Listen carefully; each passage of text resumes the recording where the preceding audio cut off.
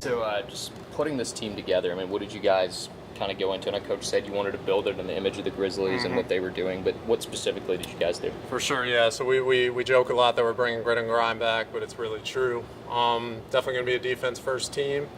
We always had that in mind with looking at all our players, and there's sort of a variety of mechanisms in the G League where you could get players. Obviously, we're going to have Javon on assignment. We have the two-way guys who are going to be with the Grizz as well.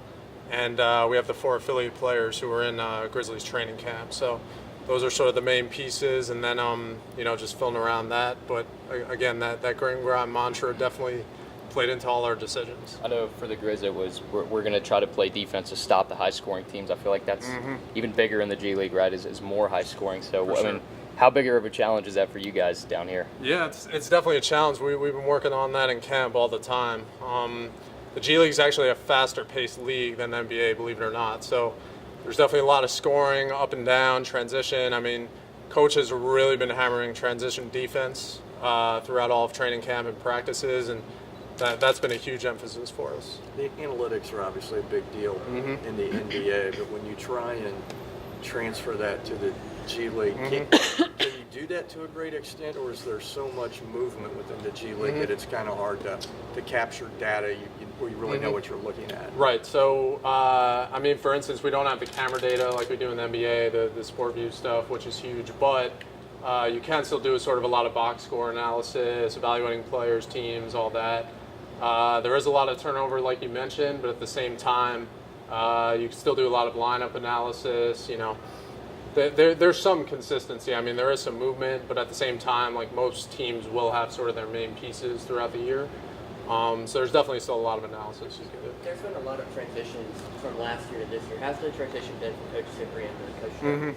Yeah, I mean, we miss Coach Sip dearly. Wish him all the best at Texas Tech.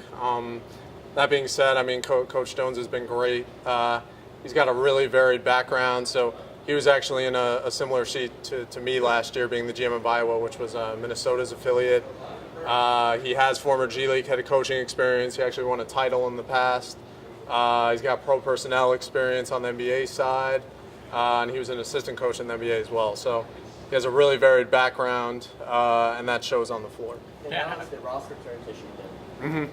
Yeah, so the G League does have a lot of turnover. Dusty Hannes, who was with us last year, is sort of our one returning piece from last year. That's just the nature of the league, though.